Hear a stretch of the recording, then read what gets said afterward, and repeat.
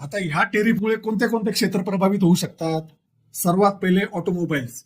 भारतातील वाहन निर्यात मोठ्या प्रमाणावर प्रभावित होईल, कारण भारतात निर्मित वाहनांवर आधीच उच्च टेरिफ आहे. दुसरा आहे फार्मास्युटिकल. भारत हा अमेरिकेला औषधांचा सर्वात मोठा पुरवठादार आहे. टॅरिफ वाढ झाल्यास भारतीय औषध कंपन्यांना मोठा आर्थिक फटका बसू शकतो. पुढे आहे केमिकल आणि टेक्स्टाईल. रासायनिक उत्पादने आणि वस्त्र उद्योग अमेरिकेत मोठ्या प्रमाणावर निर्यात केला जातो. टेरिफ वाढल्याने या क्षेत्रांनाही फार मोठा फटका बसणार आहे. सोन्याचे दागिने आणि हिरे. भारताच्या सोन्याच्या दागिन्यांचा आणि हिऱ्यांचा व्यापार प्रचंड मोठा आहे. अमेरिकेतील नवीन टॅरिफमुळे निर्यातदारांसाठी फार मोठा खर्च वाढणार आहे. अन्न प्रक्रिया उद्योग. भारतीय मसाले, चहा, कॉफी आणि इतर अन्य उत्पादने यांच्यावरही परिणाम होईल, कारण अमेरिकेत यांची मोठी मागणी आहे.